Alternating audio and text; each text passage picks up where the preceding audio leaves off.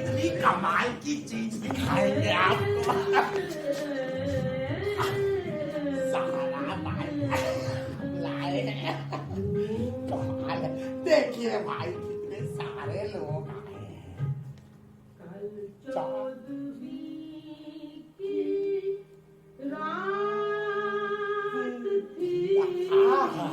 आ रहा है मजा, आ रहा है, आ रहा है। मैं चलता हूँ। चुप करो यार, कलाकार की इज्जत करना सीखो तुम। महान जी मैं जा रहा हूँ। अरे मनीष सिंह, मनीष सिंह, अरे रुकिए, अक्सर पहली बार ऐसा ही होता है मनीष सिंह। अरे अगली बार आप हमारा शुक्रिया करेंगे। अभी अभी आपने यहाँ दो लोगों को देखा।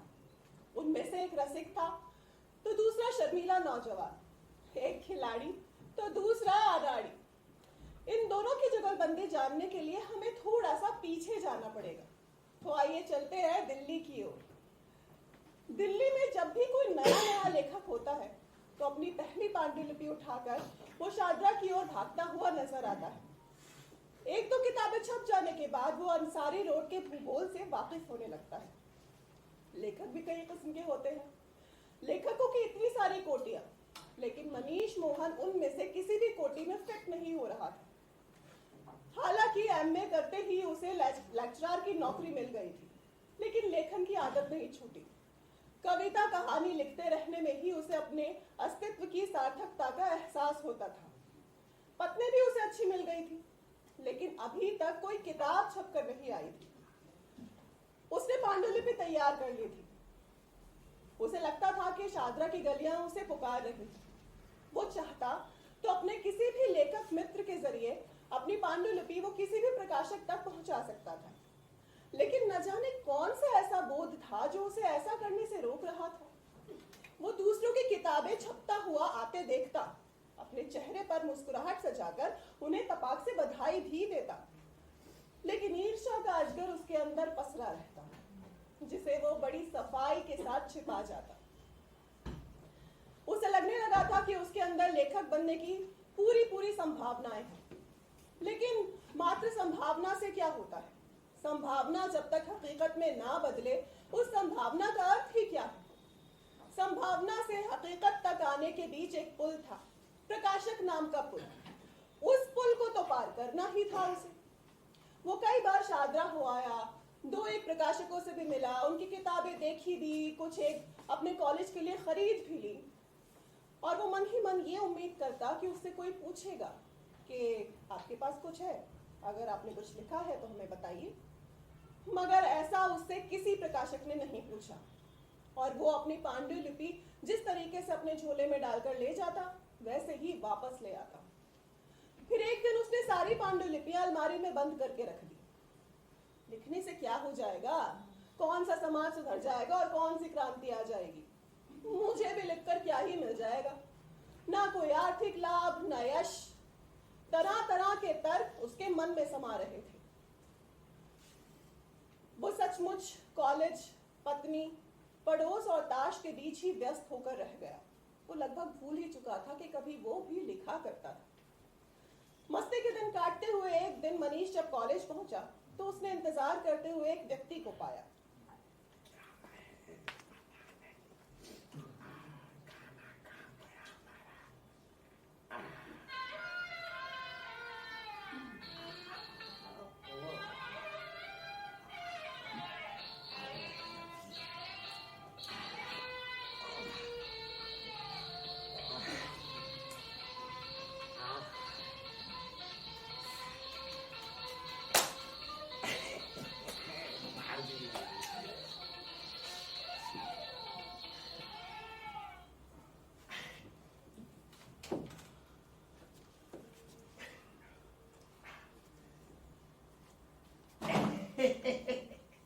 नमस्कार महोदय, नमस्कार जी। आप कौन? हमारा नाम रूप सिंह महान है। हाँ, रूप सिंह महान। हाँ, हम एक प्रकाशक हैं।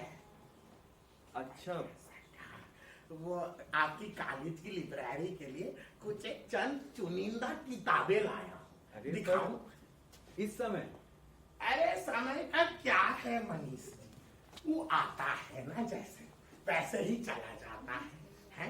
एक दिन बेचारे हम भी चले जाएंगे और बुरा मत मानिएगा बिल्कुल भी है, एक दिन तो आप भी चले जाओगे। किताब दिखाओ। हाँ ये हुई ना काम की बात, किताब दिखाओ। बढ़िया है आदमी।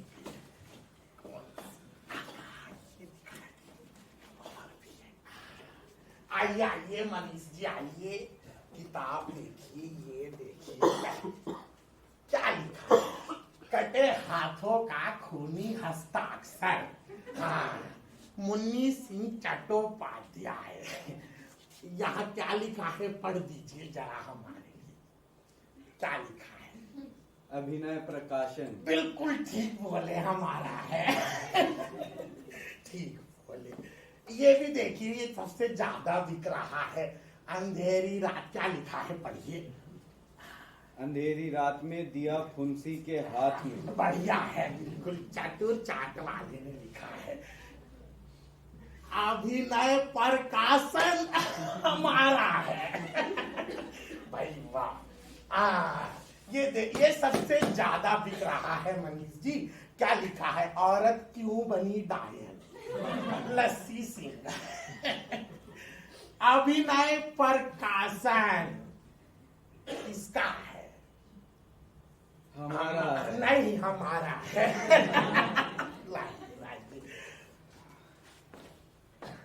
अरे क्या हुआ भाई? मनीष जी आपको एक भी किताब पसंद नहीं आई? ये भाई देखिए। आप चाय पीते हैं? हाँ बिल्कुल पीते हैं भाई मैं चाय। आपके लिए बढ़िया सी चाय मंगवाता हूँ। अरे मनीष जी, शाम ढल रही है, बारिश का मौसम भी है, वक्त तो किसी और ही चीज का है। कॉलेज है, ठीक है, कोई बात नहीं जी, चाय पी लेंगे, कड़क बनवाइएगा। वाह भाई वाह, मनीष जी के साथ चाय पिएंगे। राम प्रकाश। अरे नहीं मनीष जी, अभी तो बताए हम, हमारा नाम क्या है? रूप सिंह महान। क्या? रूप सिंह महान जी, मुझे बहुत अच्छे से मालूम है कि आप बहुत महान हैं। मैं अपने चपरासी को बुला रहा हूँ। अच्छा भाई, हम सोच रहे, बुलाइए बुलाइए, कड़क चाय बनवाइए शाम को। राम प्रकाश। आया साहब। अरे जल्दी आओ यार। जी साहब। 2 कप चाय बनवा के ले आओ जल्दी। जी अभी आए। अरे राम प्रकाश जी, इधर आ जाओ, थोड़ा परे। चाय बना रहे हो ना? जी जी साहब। चाय में पत्ती तो डालोगे? हाँ डालोगे डालोगे, मालूम है। पत्ती थोड़ा तेज रखियो क्या? थोड़ा तेज। हाँ कमाल है, जाओ भाई जाओ। अरे राम प्रकाश इधर आओ भाई, सॉरी इधर आओ। चाय में दूध तो डालोगे? डालोगे डालोगे, वाह भाई वाह। दूध ज्यादा पानी कम, क्या? दूध ज्यादा पानी कम। कम, वाह भाई वाह, जाओ जाओ। ओए रामू, ओए सुनो सुनो, इधर जल्दी आओ भाई, थोड़ा परहेज है। चीनी तो डालोगे डालोगे डालोगे, चीनी तेज रखियो, 3 चम्मच कम से कम। तो बाके चीनी। हाँ हाँ, शाबाश शाबाश, जाओ भाई, कमाल है भाई। रुक क्यों गए? हम तो कुछ बेचारे बोले ही नहीं। खाने के लिए भी कुछ ले आऊं? Sweet biscuit? नहीं नहीं नहीं भाई, हमें शुगर है, समझा करो तुम। जाओ चाय बनाओ भाई। कमाल है।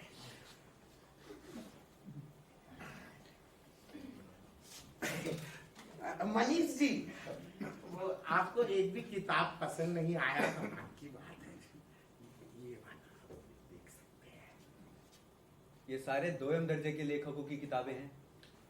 अरे कुछ तो 2M दर्जे की भी नहीं है, और प्रकाशन भी। मनीष जी, नहीं नहीं, आप ठीक कह रहे हैं, मान लेते हैं। जो आप ये दिक्कत बता रहे हैं वो यही है दिल्ली में। हमारे क्या है भाई, हम तो बाहर भी जाते हैं। बाहर क्या करते हैं सब प्रकाशक लोग, अरे 10-15% फालतू दो और साला जो चाहे वो बेचाओ।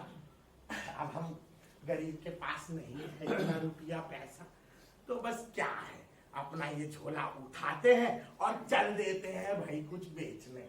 नहीं तो आप एक बात बताइए मनीष जी, कौन किसको कितना जानता है, कितना पढ़ता है, ये क्या दिल्ली वालों को नहीं मालूम? कमाल है। देखिए जी यहाँ ऐसी कोई भी उम्मीद मत कीजिएगा। बाहर ये सब होता है ना, तभी ये सारा बंटाधार हो रहा है लेखकों का और प्रकाशनों का। ये अनाप शनाप लेखन, अनाप शनाप प्रकाशन और अनाप शनाप कीमतें। ये 350 रुपए कमाल है। मेरी समझ में इसकी कीमत 100 रुपए से 1 रुपए भी ज्यादा नहीं है। अरे हमारे तंत्र जरा अलग है मनीष जी, आप आइए कभी हमारे प्रकाशन में, अभिनय प्रकाशन में, तब आपको सब ठीक से बतलाए देंगे। वैसे कहाँ है आपका प्रकाशन? अरे यही अपना अंसारी रोड पर। रोड पर? आपका दफ्तर रोड पर है? चुप करो, चाय लाए हूँ, ले आए, वाह भाई वाह, रख दो।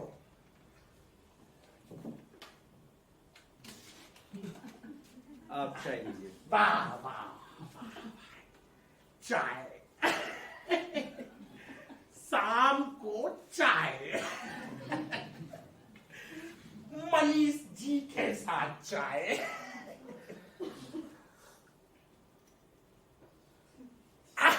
कमाल है भाई,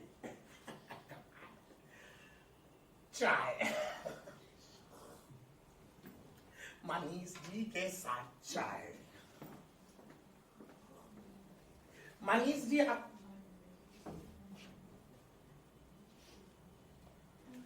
कमाल है भाई, हमारी जहां इज्जत नहीं होती हम वहां नहीं रुकते, बीच बात से उठ के चल दिए। नहीं आएंगे, बिल्कुल नहीं आएंगे।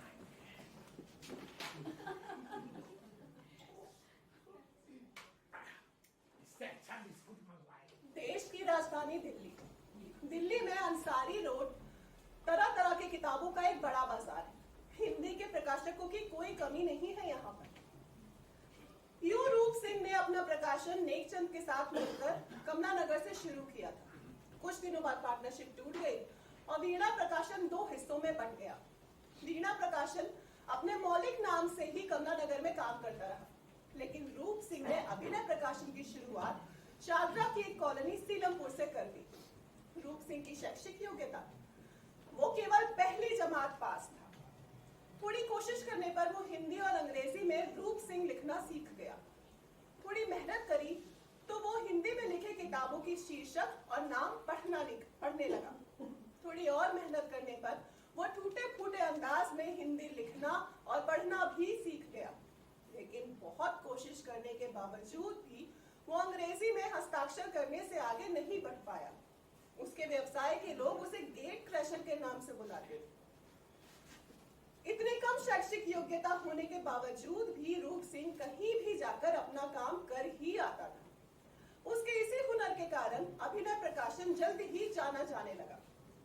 मनीष को एक ऐसे प्रकाशक की आवश्यकता थी जो उससे किताब मांग कर छापे, जल्दी छापे और जो वो लिखे वही छापे। संभवतः औरतों की तरह एक छठी इंद्रिय लेखकों में भी होती है, जिससे कि वो समझ जाता है कि कौन प्रकाशक, कौन संपादक और कौन समीक्षक उसके काम आ सकता है। मनीष मोहन की छठी इंद्रिय सक्रिय हो उठी थी। एक दिन मनीष अभिनय प्रकाशन के दफ्तर जा पहुंचा।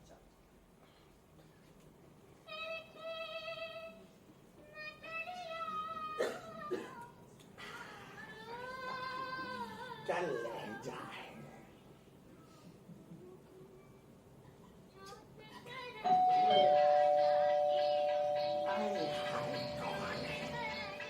मोहरे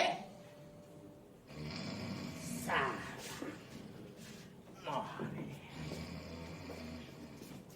उठो भाई, उठ उठ। दरवाजे पे कोई आया है मालूम है? आया है? हाँ, अच्छा। जाओ देख कर आओ कौन आया। अभी तक क्या कुछ? सुनो सुनो, जी, कोई आलतू फालतू का आदमी हो तो उसे कह देना साहब कुछ कर रहे हैं। कुछ कर रहे हैं? क्या कर रहे हैं? क्या कर रहे हैं? क्या कर रहे हैं? क्या कर रहे हैं?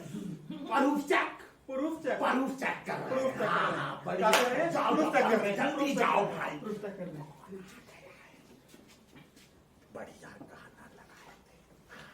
कहाँ थे भाई? हाँ, लघु शंका ठीक ही लिखा है। बहुत कोशिशों के बाद अच्छा अच्छा ठीक है। प्रदूषण मच रहा है।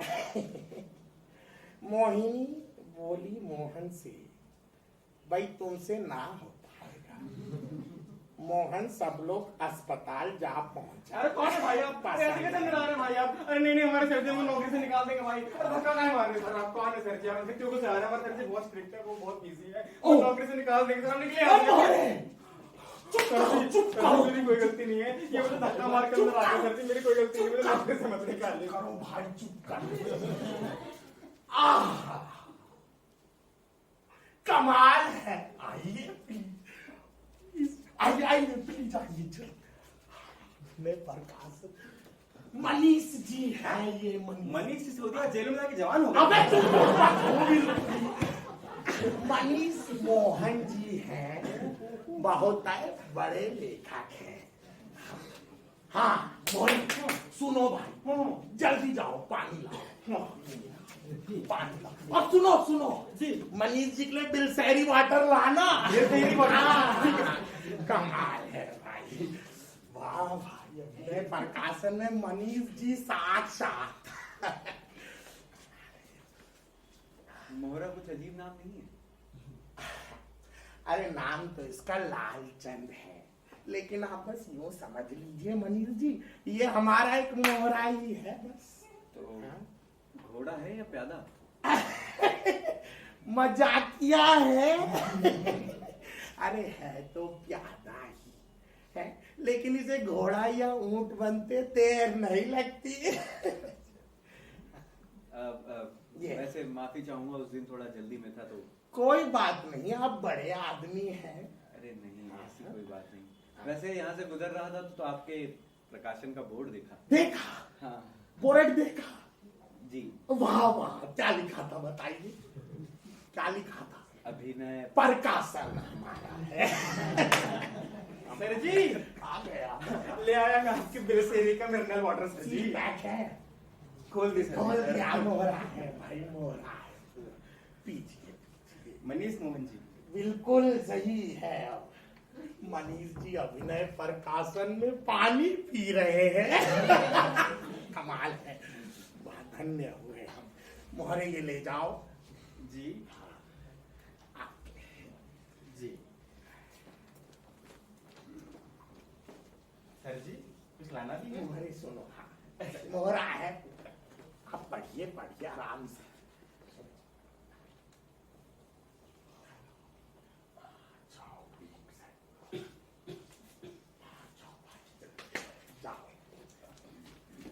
कहाँ जा रहा है? आ रहा है, अभी आ रहा है। आप कुछ मंगवा तो नहीं रहे? अरे अभी आता है। आप हमारे अभिनय प्रकाशन में पहली बार आए हो, है? अभी थोड़ी देर तो बैठोगे। हाँ बैठोगे बैठोगे, पढ़िए पढ़िए, कमाल है। महान जी जी जी कहिए। इसमें तो भयानक गलतियां हैं। हैं? ये देखिए, भाग भो, अच्छा ये यहाँ पर ओ की मात्रा नहीं आएगी, यहाँ पर दिखाइए, औ की मात्रा आएगी। भाग भौरा। दिखाइए। भाग भौ हाँ वो नहीं भो। होता है। अच्छा भाग। तो क्या हुआ मनीष जी है? अरे भाई, इससे पाठक भ्रष्ट होगा। कैसी बात करते हो? अरे मनीष जी एक बात बताइए, इसको पढ़ेगा कौन? कौन पढ़ेगा बताइए? कोई पढ़ा लिखा ही तो पढ़ेगा, है? वो खुद ही समझ जाएगा कि भाव नहीं भाव है। और कोई अनपढ़ थोड़ी पढ़ेगा इसे। तो चलता है, टेंशन किस बात की ले रहे हो? अरे पढ़ा लिखा ही पढ़ता है, मुझे भी मालूम है, पर पढ़ते हुए हमें अटपटा भी तो लगता है। हाँ नहीं, ठीक ठीक कह रहे हो, बिल्कुल सही कह रहे हो। जब आपकी किताब छापूंगा ना, छापूंगा, हाँ, तो कैसे लिखेंगे बताइए? मनीष जी का कहानियों का संग्रह, आहा, और अभिनय प्रकाशन, आहा, क्या जुगलबंदी है हमारी बाप। सर जी पहले दिन ही ये आ गई आपकी ठंडी है, बिल्कुल ठंडी है, super chiller sir, super chill. Super chiller है। महान जी, पर आपको कैसे पता चला कि मैं भी पीता हूँ? अरे मनीष जी, वो कौन सा लेखक जो पीता ना हो। कमाल है भाई। मतलब ये लेखक बनने की क्वालिफिकेशन है? अरे सो मुझे नहीं मालूम मनीष जी, अरे वो कोई लेखक ही नहीं जो चटकाता ना हो। लगाइए लगाइए, कमाल है। पर महान जी, मैं दिन में नहीं पीता। अरे धप मनीष जी, क्या बोल रहे हो भाई? ये दारू थोड़ा ही है, बियर है, बियर। चटका लीजिए लीजिए लीजिए, चेयर्स। आहा, कमाल है, ठंडी बियर मनीष जी के साथ अभिनय प्रकाशन में। कमाल है। मोहरे जी सर, एक काम करो, एक बेर वाला नहीं सर। नहीं, चखना लाओ भाई। चखना? हाँ। अभी ले आता हूँ सर। हाँ। चखने में क्या लेंगे बताइए? बताइए। मूंगफली के दाने लेंगे या भुने हुए छिलके लेंगे चने वाले? बताइए। अरे आप जो मर्जी मंगवा लीजिए। नहीं नहीं नहीं नहीं, बताना पड़ेगा, बताइए। सर जी मैं एक काम करता हूँ, आपके लिए एक वेरी स्पेशल चीज लेकर आता हूँ, भुने हुए छिलके चने के साथ। शाबाश। बताइए। और उसमें स्पेशल ये है कि छिलकों के अंदर से चने आपको स्वयं निकालने पड़ेंगे। मैं यूं गया और यूं लेके आया सर। मोहरा है, माफ करिए। कीजिए, चटकाई आप रखाई देते हैं इधर बाहर, लगाइए।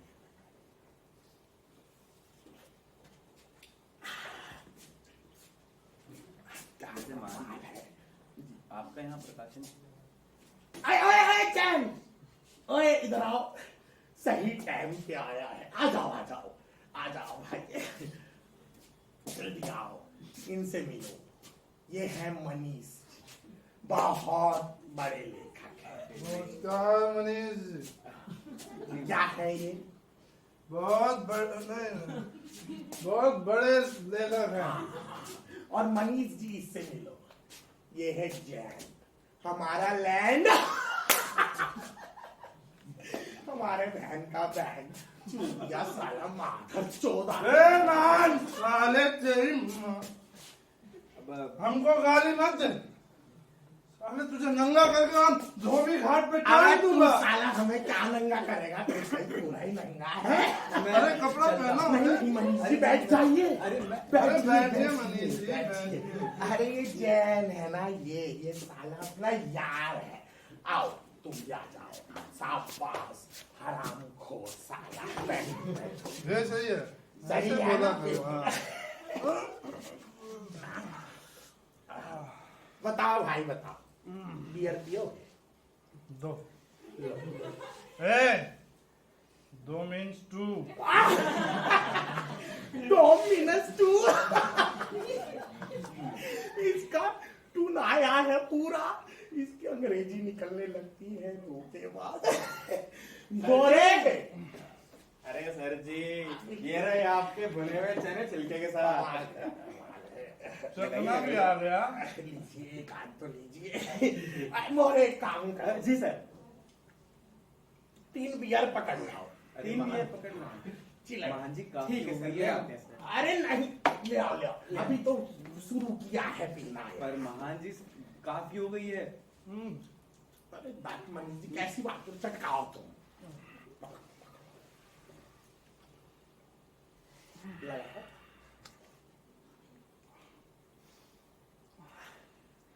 हाँ मनीष जी, अब आप आ ही गए हैं, हम सागर को ये बात किस्सा सुनाते हैं। अच्छा, का टाइम हो गया, 4 बज गए। हाँ, ये अपना है ना गली नंबर 3।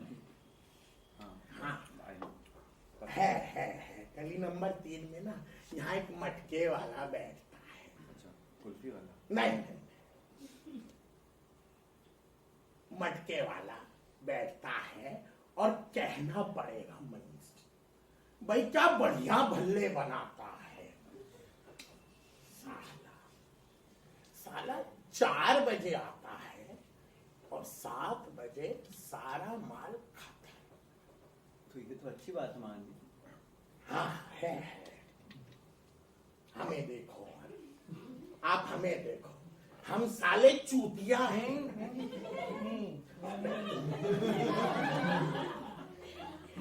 हम कितना रगड़ते हैं भाई, कितना काम करते हैं, किस किस की नहीं सुनते मनीष जी हैं?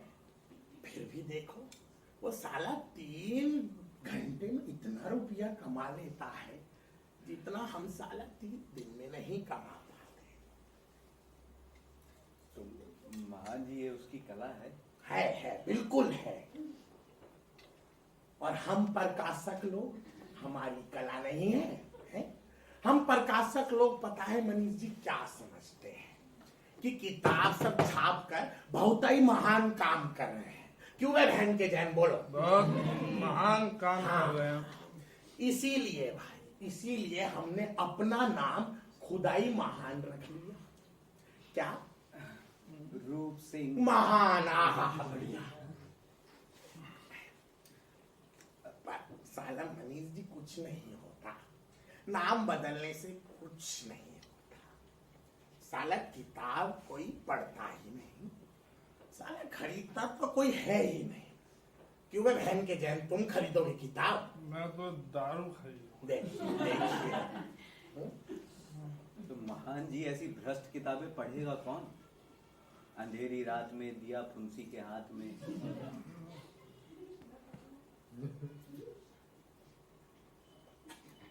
ठीक कह रहे हो। बस किताब।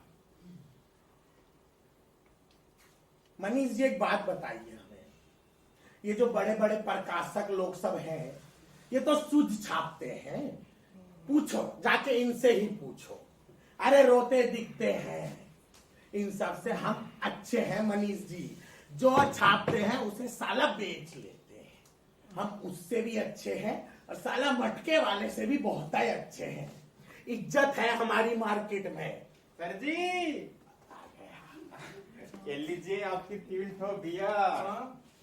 ठंडी है, एकदम चिल रखा है। कमाल है, ठंडी है। लो भाई, तुम पहले पियो। लीजिए, आ गया ठंडी। यार महान जी मेरी बहुत हो गई है। अरे नहीं मनीष जी, एक एक से मोरे काम करो भाई। वो आई गया होगा मटके वाला, तुम हाँ ले आओ जाके। भल्ले ले आओ। भल्ले ले? हाँ 2 प्लेट हे भल्ले ले आओ। महान।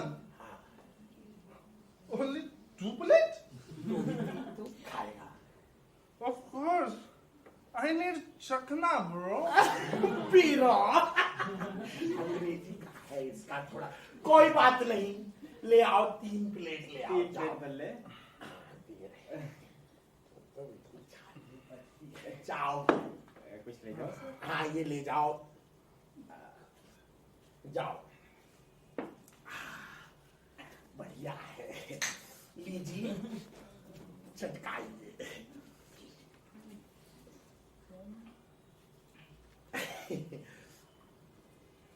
अब मनीष जी एक बात बताइए। हाँ पूछिए। पूछ ही लेते हैं। आप कभी सरदानंद मार्ग गए हो? श्रद्धानंद मार्ग? ये कहाँ है? धारसाला। भाई आपको जीवी रोड का नाम नहीं? अरे ये कैसी बातें कर रहे हैं आप महान जी? मनीष जी नहीं, एक बात बताइए हमें, आप लेखक हो। हाँ हो। तो भाई ये सब अनुभव नहीं लोगे तो साला लिखोगे क्या है? क्यों भाई बहन के जान, मैं सही कह रहा हूँ? बिल्कुल सही सही बात कह है। रहा हूँ। इससे पूछो, ये साला इसका रोज का आना जाना है। भाई जैन बताओ, मनीष जी को ठीक से जीवी रोड के बारे में बताओ, चटकाओ। मनीष जी, बस यूं समझ लीजिए, जीवी रोड एक स्वर्ग है, स्वर्ग। लाओ। हे, बिना नहीं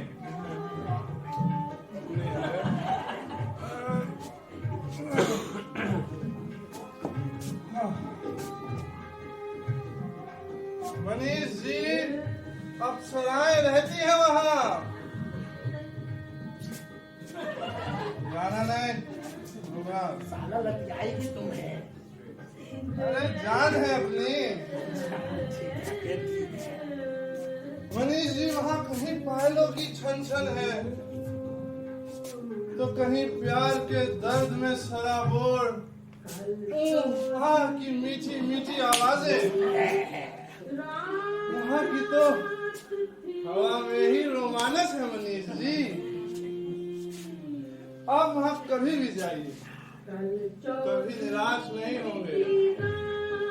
कोई सांवली, कोई गोरी, कोई लंबी, कोई छोटी, कोई पतली, कोई मोटी, कोई मलयाली, कोई नेपाली, कोई बंगाली, कोई राजस्थानी और थोड़े पैसे दो तो विदेशी भी मिल जाती है। जीवी रोड सड़क पर लगी लाइटों से नहीं जगमगाता। रोड के किनारे जवान होते लड़कों की आंखों से जगमगाता है मनीष जी। मनीष जी वहाँ की हवा में ही जादू है रे, जादू।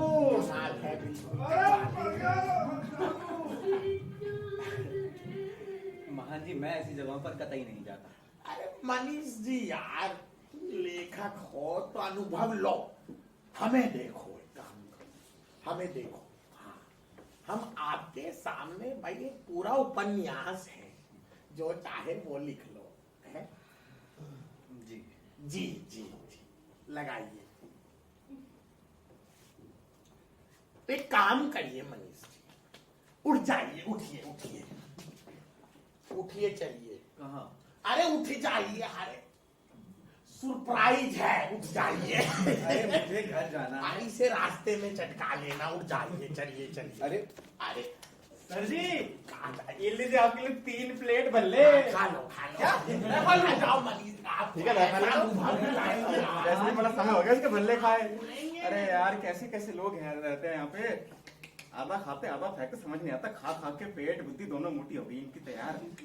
ठीक है चलो भल्ले खाऊंगा चंपा के साथ, मजनू के टीले पे मजा आएगा। जब मनीष घर लौट रहा था तो वो ये सोचता हुआ जा रहा था कि क्या उसे कोई नया अनुभव अर्जित हुआ, क्या इस सब से उसके लेखन में कोई फर्क आने वाला है, और रूप सिंह वो उस पर इतना पैसा क्यों खर्च कर रहा है?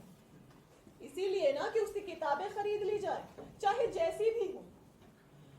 और उसकी किताब भी तो रूप सिंह छापना चाहता है। ऐसा किसी और प्रकाशक ने तो कभी उसके साथ नहीं किया। क्या रूप सिंह हर किसी के साथ ऐसा ही व्यवहार करता है? अगर उत्तर हाँ में है तो वो सचमुच दोयम दर्जे का प्रकाशक है, और अगर नहीं तो क्या मनीष सचमुच ही दोयम दर्जे का लेखक है? Every writer gets the publisher he deserves, या फिर every publisher gets the writer he deserves. Manish की समझ में कुछ नहीं आ रहा था।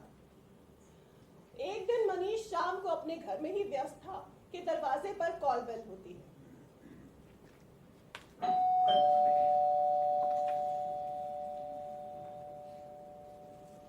कौन है? आ जाओ।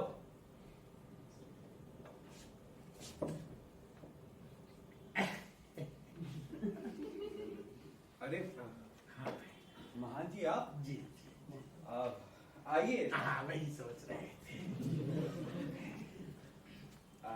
आइए। कमाल है। अरे आइए ना, बैठिए ना। हाँ, वही सोच रहे थे। अब ये यहाँ रख दे। हाँ हाँ बिल्कुल रख ही देते हैं।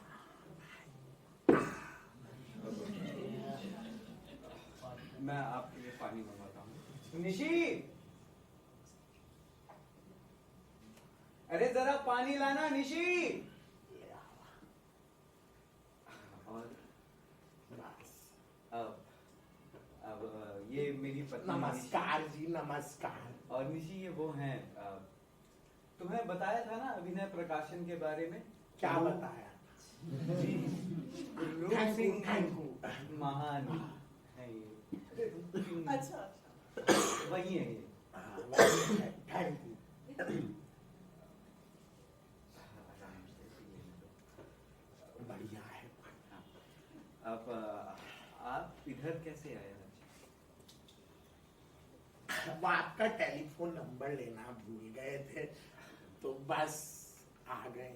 अच्छा, अब माफी चाहूंगा, वैसा पूछना तो नहीं चाहिए।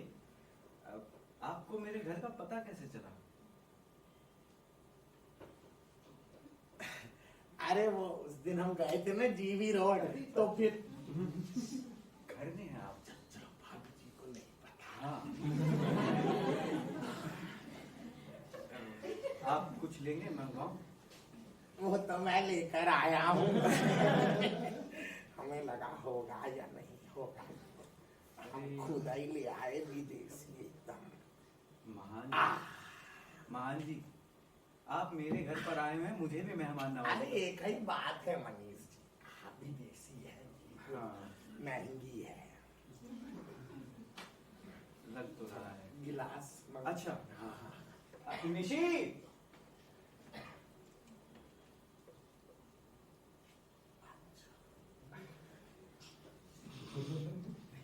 भाभी जी को नहीं पसंद।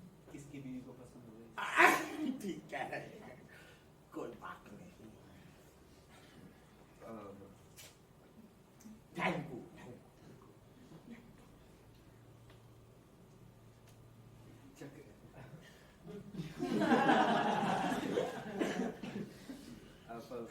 बनाइए।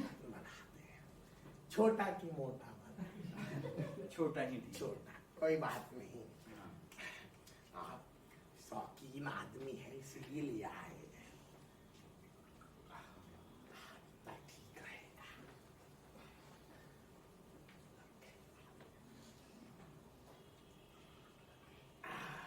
ठीक है, तो पानी नहीं मिलेंगे? मिलाएंगे आप हाँ, मेरे को थोड़ा। बिल्कुल जी। भाई वाह, भाई वाह, लगाइए। Chairs chairs.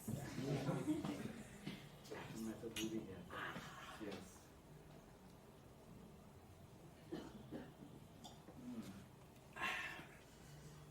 स्वाद अच्छा है। ठीक है, मतलब तो अच्छा, कुछ मंगवाता हूँ। नहीं नहीं, हमें मालूम है मनीष जी, आप वो सोच रहे होंगे कि भाई कुछ बताया नहीं, कुछ कहे नहीं, और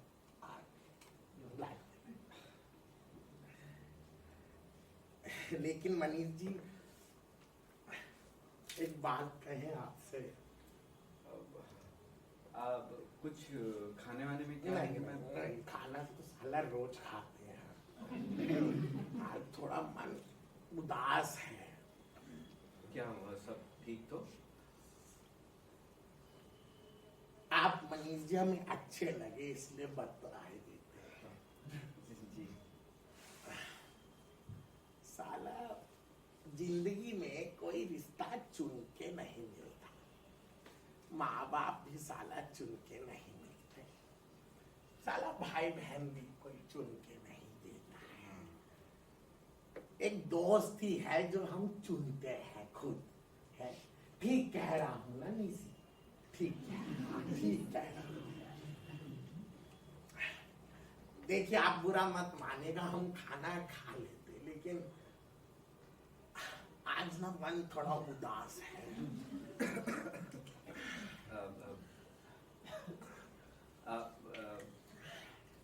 फिर भी मैं जानना चाहूंगा कि ऐसा क्या हुआ कि मन उदास है आपका? मनीष जी बता देते हैं, हमारा एक छोटा भाई है, साला उसे कुछ बनाना चाहता हूँ। तो अच्छी बात है कि आप उसे कुछ बनाना चाहते हैं, लेकिन साला चूतिया है एक नंबर का। महान जी आप कुछ फायदा नहीं, कुछ सुविधा नहीं। कोई बात नहीं, आप हमारी कोई बहन भी नहीं है मनीष जी। हाँ।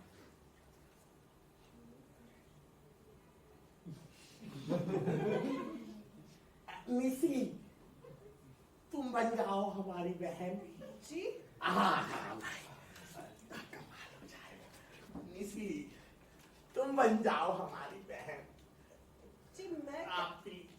मैं कैसे नहीं, हम जानते हैं भाई, राजपूत है हम मनीष जी, हर रिश्ते को अच्छे से जानते हैं, निभाना अच्छे से जानते हैं। हमारे में तो वही कहा जाता है, धर्म पत्नी, कितना बड़ा रिश्ता है वो है। ऐसे ही तुम हमारी धर्म बहन बन जाओ, प्लीज बन जाओ निसी हमारी। तुम्हारी शक्ल में हमें हमारे बच्चों की बुआ नजर आती है।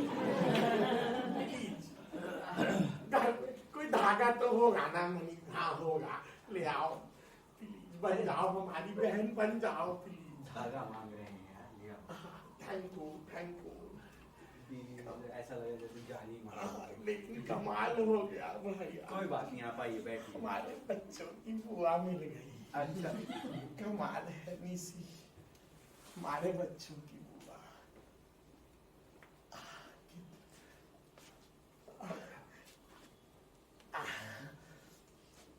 तुम्हारे चेहरे में हमें अपनी बहन नजर आती है। मनीष जी, थोड़ा 100 रुपया देना प्लीज, दे दीजिए। अब घर की बात है मैम, बाद में दे देंगे बाद में, घर के ही आदमी है, दे देंगे बाद में। वाह वाह, तसल्ली हो गई दिल को। हम चले मनीष जी। अरे आप थोड़ी देर तो रुक जाते। नहीं, मैं आज तो वाह भाई वाह, ये ले जाएं। हाँ ले जाइए। जी, कमाल है। गिलास, अच्छा अरे वाह वाह भाई,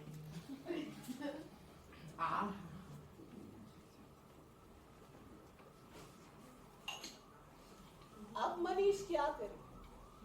एक तरफ उसके अंदर का लेखक है जो प्रकाशित होकर विस्तार चाहता है, दूसरी तरफ उसका धर्म रिश्ता है जो कि रूप सिंह जगह जगह बताते नहीं थकता। एक तरफ उसके अंदर का शिक्षक है जो कि किताबों की खरीद में किसी रिश्ते को नहीं आने देना चाहता, दूसरी तरफ उसका उस प्रकाशक के साथ जुड़ना है जो कि बाजार में एक दोयम दर्जे के प्रकाशक के रूप में ही ख्यात है। रूप सिंह के मुद्दे साफ है। वो जानता है कि लेखक कितना ही बड़ा क्यों ना हो, लेकिन उसकी सीमाएं हैं। रूप सिंह रिश्ते का निर्वाह करता है, लेकिन बिजनेस पर उसकी नजर बराबर लगी रहती है। बल्कि इस तरह मनीष के साथ रिश्ता गांठ कर उसे बिजनेस और विश्वसनीयता दोनों मिलती है। रूप सिंह अब मनीष की खातिरदारी वैसे ही करता है जैसे कि एक आम भारतीय परिवार में साले द्वारा बहनोई की जाती है।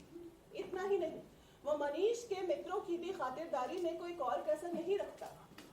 इस तरह मनीष का लेखक दबता चला जाता है और रूप सिंह का प्रकाशक प्रबल होता चला जाता है। एक दिन महफिल जमी हुई थी। बात होते होते लेखक की अस्मिता तक पहुंच गई। रूप सिंह ने कहा, नहीं सही कह रहे हैं लेखक,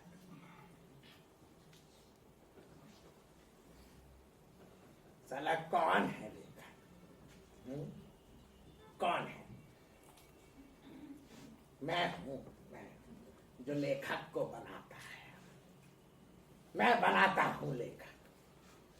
साला जिसे चाहूं उसे लेखक बना सकता हूं। रूप सिंह महाराज सबको लेखक बना सकता है। मोरे को बना सकते हो देखो।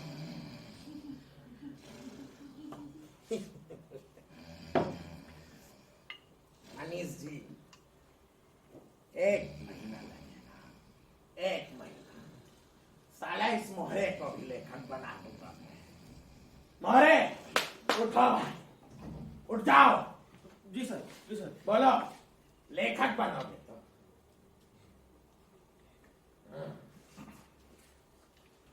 अगर मैं लेखक बन गया तो चंपा जी के साथ मेरी शादी हो सकेगी? शाबाश शाबाश, 1 महीने बाद तुम्हें लेखक बना देंगे हम। रूप सिंह महान, मैं साला किसी को भी लेखक बना सकता हूँ मनीष जी। साला इसको भी ले। ओए जैन के बहन, बताओ लेखक बनोगे? हाँ, मैं दारू पे किताब लिखूंगा। वाह, शाबाश, मैं साला किसी को लेखक बना सकता हूँ, किसी को भी। साला पटरी वाले को भी, रिक्शा वाले को भी, कबाड़ी को, सबको लेखक बना सकता हूँ मैं रूप सिंह महान सभी को लेखक बना सकता हूँ। ऐसी गर्भोक्ति मनीष ने एक बार एक पत्रिका के संपादक के मुंह से भी सुनी। अरे जिसे 10 बार छापो वही हो जाता है लेखक। थैले लटकाए घूमते हैं ये लेखक, फिर भी कोई नहीं पूछता, यहाँ तक कि चप्पलें तक भी जाती है लेखकों की। हम संपादक ही है तो तुम जैसे लेखकों को खड़ा करते हैं, नाम देते हैं, पहचान देते हैं। सबसे बड़ा होता है संपादक। अगर हम संपादक न हो तो तुम्हारी कोई इज्जत नहीं करेगा तुम्हारी। आए बने लेखक बनने। अरे चलो निकलो यहाँ से, दफा हो जाओ, अंदर शक्ल मत दिखाने अपनी, लेखक बनेंगे। मनीष ने उस संपादक को भी अपनी कोई रचना ना भेजने का संकल्प मन ही मन ले लिया था। फिर आज वो चुप क्यों है? क्यों? उसे लगा कि ये क्यों उसके धमनियों में बहते रक्त के साथ बहने लगा। फिर भी वो खामोश क्यों है? बोलता क्यों नहीं? कहीं वो भी दोयम दर्जे का लेखक तो नहीं? दोयम दर्जे का लेखक, दोयम दर्जे का प्रकाशक, ये भी एक जुगलबंदी तो नहीं?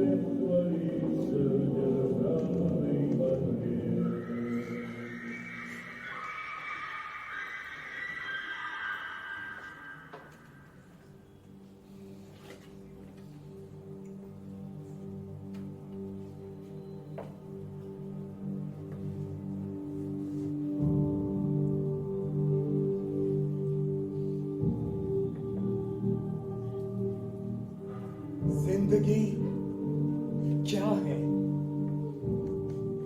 है आखिर ये जिंदगी? In the depths of our darkest moments, when the crushing burden of existence bears down upon us, when every breath is a struggle, and the shadows of despair suffocate us. It is then that we are compelled to confront the eternal question: what is the meaning of this fleeting, fragile thing that we call life? What lies at the heart of this existence that we cling to with so much desperation and longing?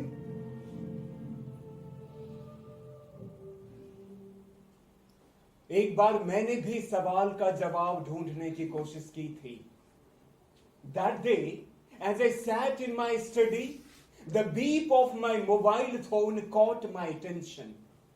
Driven by curiosity, I opened the message. And most of the messages that we receive are unsolicited. And yet, we still read them. But this message was different. It was unnerving. What I read, I was not expecting. It read, Mr. Venkat Raman passes away. Cremation at 3 p.m. at Nigam Bodh Ghat. I could not process it at first. My heart sank. Venkat Raman. He had been a senior colleague, but before that he was my teacher. Though retired now, but occasionally I would hear from him. The message had come from Dr. Sanjana, one of my colleagues. To get to the bottom of it, I decided to visit Dr. Sanjana.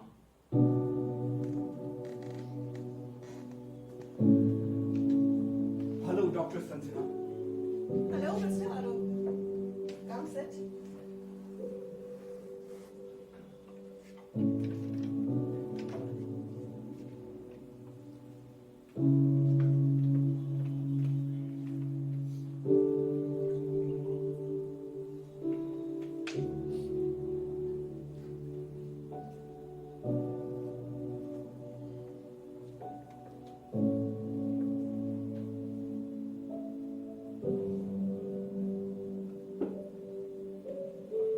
I hope I did not disturb you. Oh no, I was waiting for you. That message of yours, do you have any idea how this happened? Not exactly. I got a call from Mr. Amarnath. He told me that Mr. Venkat Raman has committed suicide. Suicide? He was never like that. Was there any reason for his suicide? I don't know.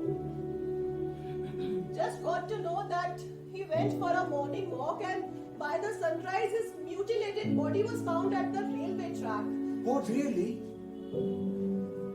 So sad. How did all this happen? I have no idea. But he was disturbed for last many days. There must be some reason for suicide, right? Yes, Mr. Arun, there must be a reason. But you know, it often happens that something bothers us without any reason. Or the thing that bothers us may not bother someone else. Or an attempt is made to find a reason in something that seems unreasonable. It's all about mindset.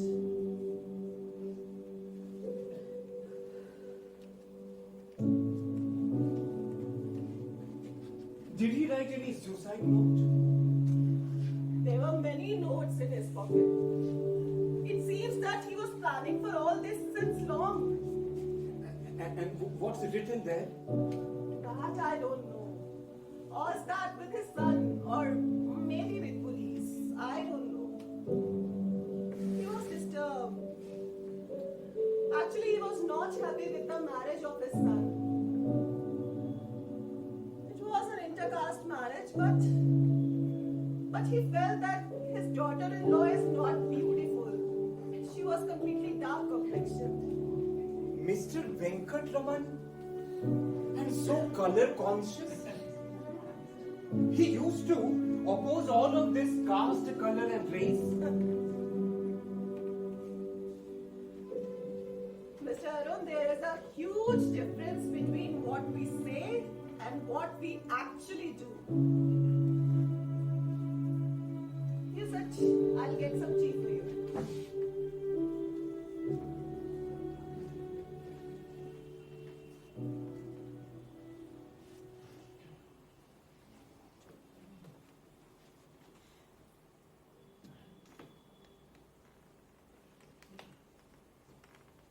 मेरे सामने staff room में होती गपबाजी के दृश्य तैरने लगे।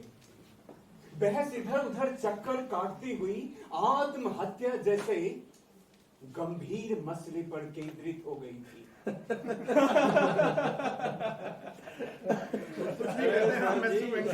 आप और आपके तर्क वितर्क तो वही आउट ऑफ द वर्ल्ड है सर, बिल्कुल। Hello everyone. Hello hello Arun sir, hello. Look. ओहो, श्याम जी भी हैं। Yes. Look, who's here? One of most intellectual professor of our college. Sir, why are you pulling my leg? Exactly, No. sir.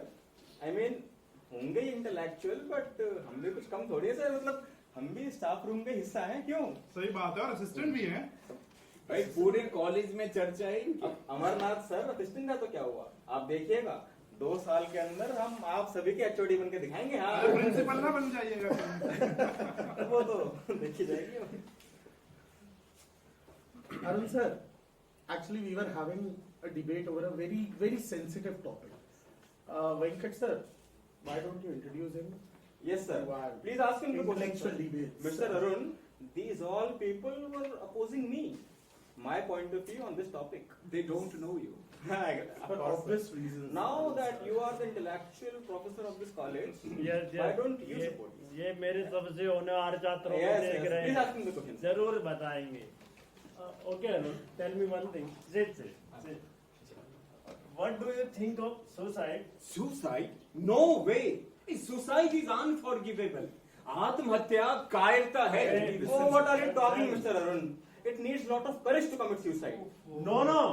I will go with Mr. Arun, and I also go with John Stuart Mill when he says that suicide will deprive a person to make further choices.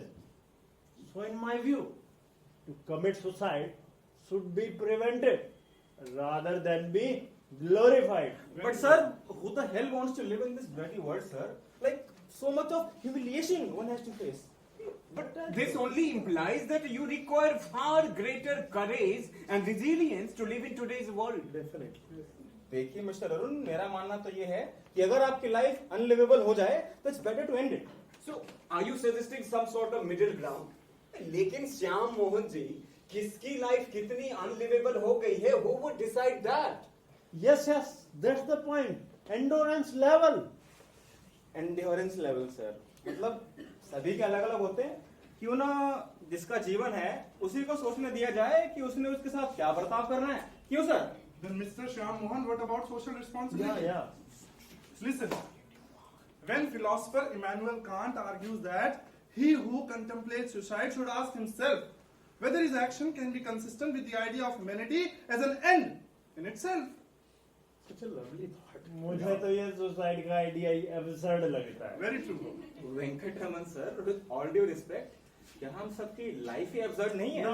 Oh, come on. Yeah. There's no way to end the absurdity like that. Like, few people just live in illusion. They don't think about the reality. Either few take the refuge into the religion or just run into the woods. And that's not the way to end the absurdity of life. I mean, आप life को passionately गले लगाकर उसे meaning भी दे सकते हैं। Oh, what meaning, sir? What meaning? My foot. ये जा रहे हैं सबके सब कि मर नहीं सकते। पर आप बीच बहस में कहाँ चले? He must. ओहो, इनकी आदतें। संतुलन मिल गया। But I think our Indian philosophy gives us the answer. ये जिंदगी हमें ईश्वर ने दी है, वही उसे ले सकता है। तो हमें क्या हक है उसे खत्म करने का? आत्महत्या पाप है। यही बात है जो दुनिया को बचाकर रखती है। Very well said. Very well said. Indeed. But Khan sir, what's there in religion about suicide? All right. Let me state it for you all. In Islam, it is clearly mentioned that suicide as an act is a sin and it should be prohibited. Absolutely prohibited, rather. In my opinion, sir, that day we were having some discussion over the willingness to live. You gave me such a lovely word. It was what is it? Jijivisha. Jijivisha, exactly. The willingness to live. I often wonder, it all depends on the willingness to live. Yes.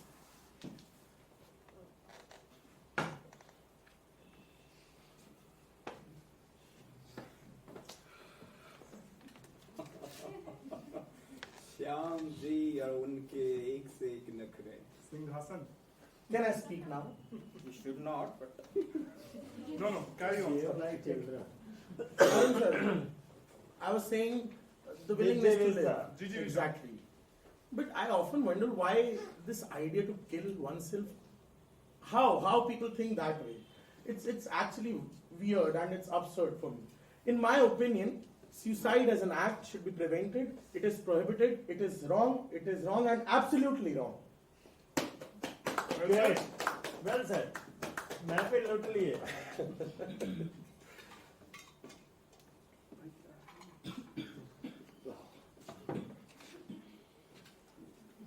यार क्या है?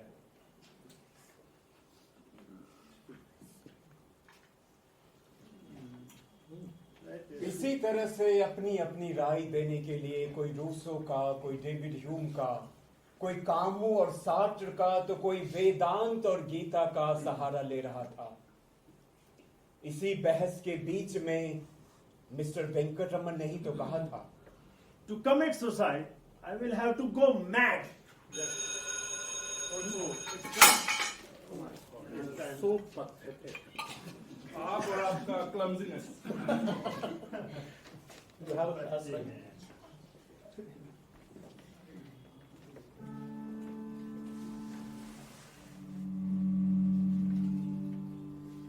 did Mr. Venkatraman really go mad? Was I myself on the verge of madness during my days of depression? If there is a cause and effect relationship, then should not there be a reason behind his suicide? Moreover, is the cause that we see behind an event truly the real cause? And what is the truth of our existence? Is it the sum of our choices, or are we mere puppets on the strings of fate? I have been searching for answers, but the more I search, the more I realize that the truth is elusive.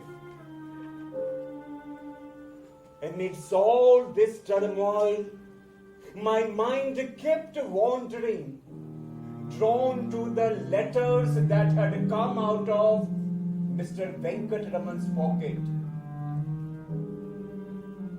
2 days later, I was once again at Dr. Sanjana's house.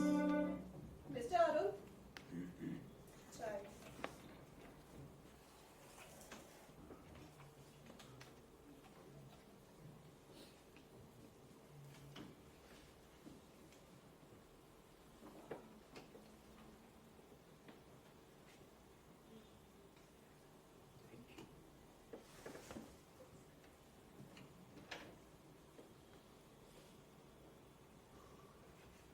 I have been distressed for the past 2 days.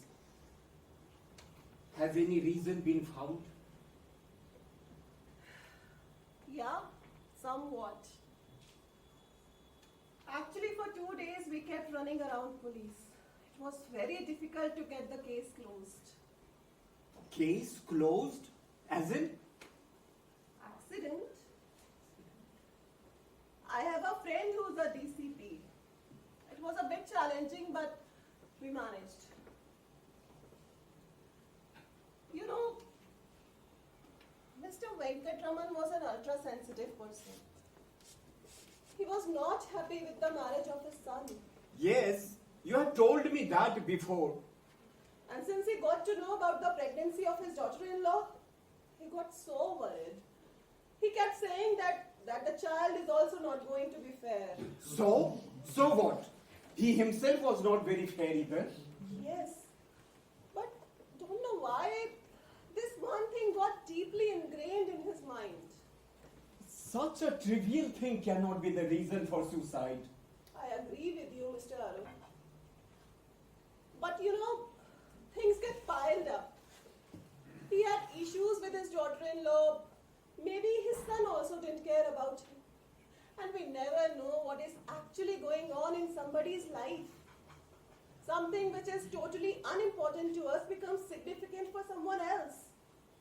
You know, last year a girl in her college committed suicide.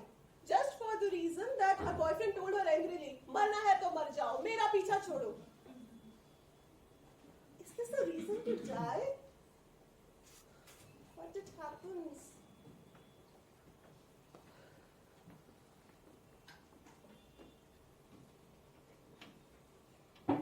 Actually, you had mentioned that there were several letters in his pocket.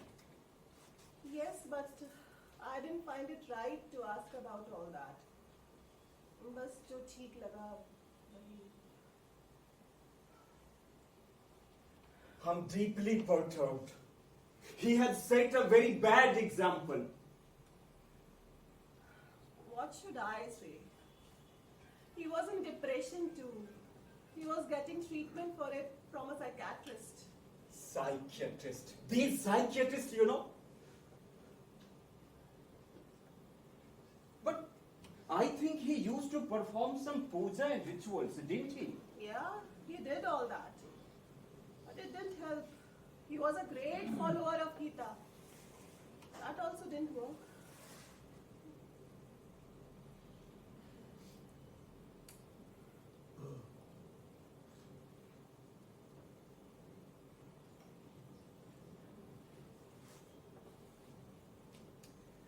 I'm very disturbed.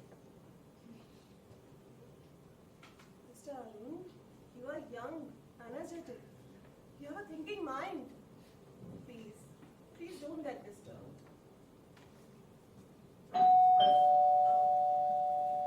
Excuse me.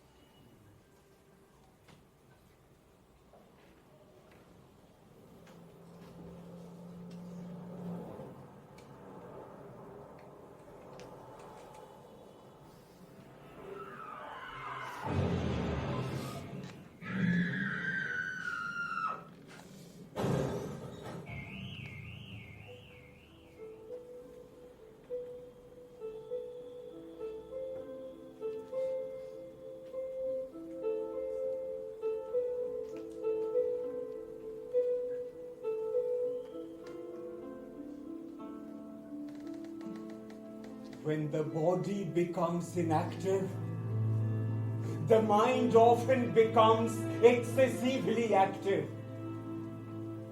The traumatic events of the past few days had taken the form of a wave, and my mind was trapped inside that wave. Once again, I was brought back to that day. The day that was supposed to be the happiest day of our lives. She was 8 months pregnant. We had planned everything. The clothes, the names. She was so excited and I was terrified. But I would never admit that to her.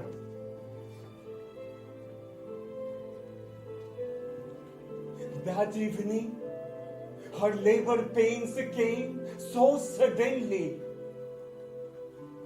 Her face, her breath, contractions, each one hit her harder than the last. We knew it was time.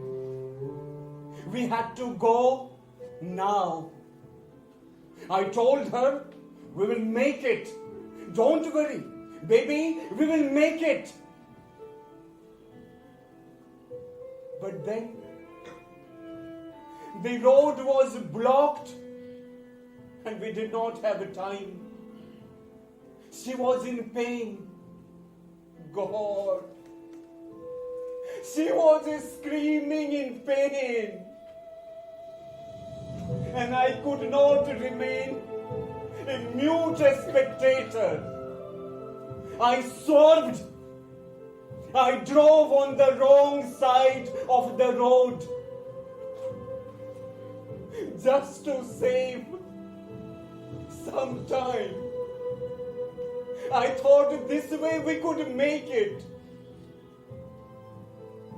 But then, headlights, too fast, too close.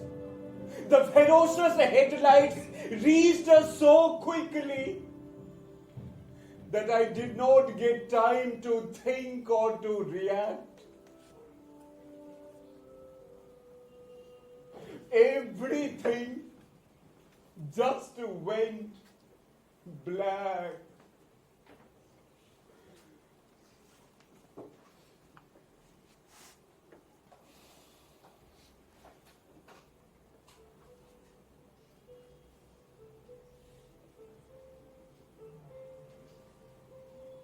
Mr. Venkat Raman's suicide reopened the doors of depression for me. I was wondering which direction my feet would take from here. Was I myself crafting reasons to commit suicide? As I reflected on Mr. Venkatraman's tragic end, a new perspective emerged. Why was I drawing parallels between his situation and mine?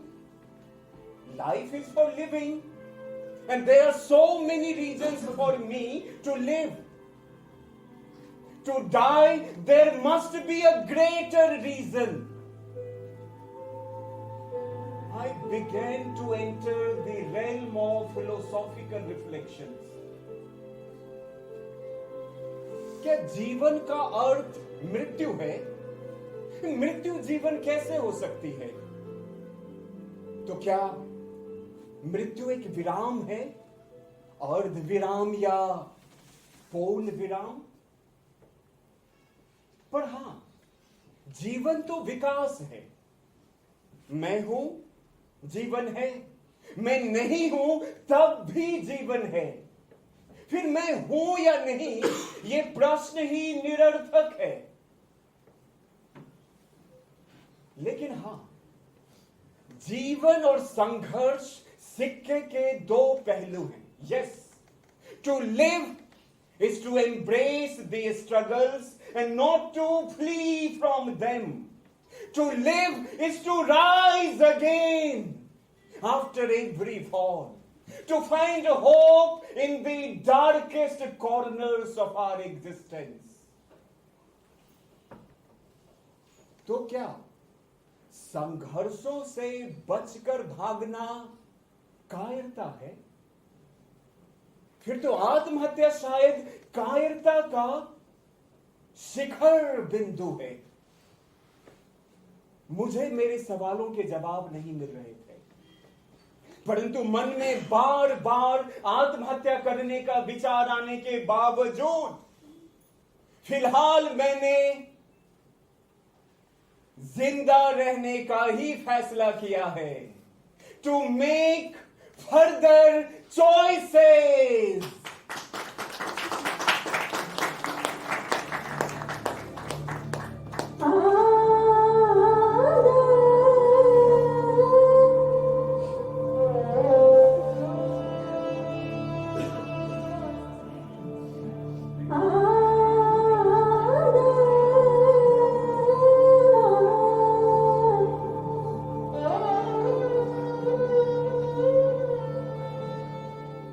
हर पल एक नई कहानी तैयार रहती है अपना अंत आने से।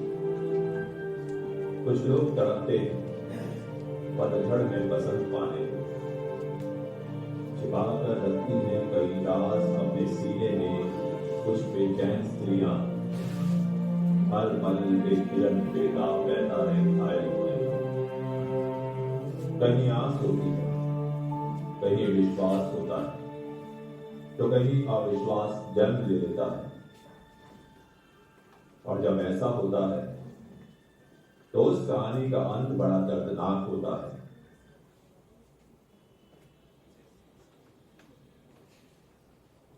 मेरा एक दोस्त था मनोहर। मनोहर सिर्फ नाम का ही मनोहर नहीं, बल्कि वो दिखने में और बात करने में भी मन भावन था। मुझे वो बेहद पसंद था। मैं मन ही मन उसे कई कई तरह के नाम देता रहता। कभी सोचता उसका नाम सुमुख होना चाहिए, तो कभी सोचता कि उसका नाम मधुर होना चाहिए। मनोहर मूलतः अवध प्रदेश का वासी था, पर उसका लब्बो लहजा दिल्ली की पुरानी तहजीब जैसा था। उसकी बातचीत के अंदाज को लखनवी अंदाज भी कहा जा सकता था। मनोहर दिल्ली दैनिक में काम करता था और मुझ जैसे लेखकों को गाहे बगाहे अखबार वालों की जरूरत पड़ ही जाती। एक दिन मैं बिना कॉल किए फर्स्ट टाइम मनोहर के पते पर जा पहुंचा। Thank you. Excuse me. और आप? मैं मनोहर की पत्नी। इससे पहले कि वो दरवाजा बंद करती, मैंने अबाउट टर्न कर लिया। मेरा मन ठिकाने नहीं लग रहा था। ये होती है सुंदरता। कौन आदमी ऐसे सुंदरता की जंजीर में जकड़ना नहीं चाहेगा? उसकी आवाज कम मधुर नहीं थी। कई बार बहुत सुंदर महिलाओं की आवाज इतनी खराब होती है कि व्यक्ति सुनने के बाद सोचता है ना ही बोलती तो ठीक था। लेकिन इस सुंदर महिला की आवाज संगीतमय थी। मन कर रहा था और बात करूं और लेकिन सुबह सुबह और क्या बात करूं? उसने तो अंदर आने भी नहीं दिया। 3 दिन बाद एक बार फिर मैं मनोहर के घर पर था। Hello Manohar. Hello, how are you? Fine, please sit. Thank you. Report मिल गई थी आपको? हाँ जी, प्रिया ने मुझे दे दी थी। जी जी। प्रिया? प्रिया माय वाइफ। ओह, हाँ, एक्चुअली उसे ऑफिस जाना था तो वो आपको बिठा नहीं सकी, पर रिपोर्ट बहुत अच्छी है। तो भाई अगर ऐसी और खबरें हो तो प्लीज हमें दीजिए। जी जरूर। शायद फोटो नहीं जा सकी, पर यू डोंट वरी, मैं सुरेश जी से बात करता हूँ। तो क्या एक कप चाय हो जाए? जी जरूर। हाँ हाँ, लेकर आता हूँ।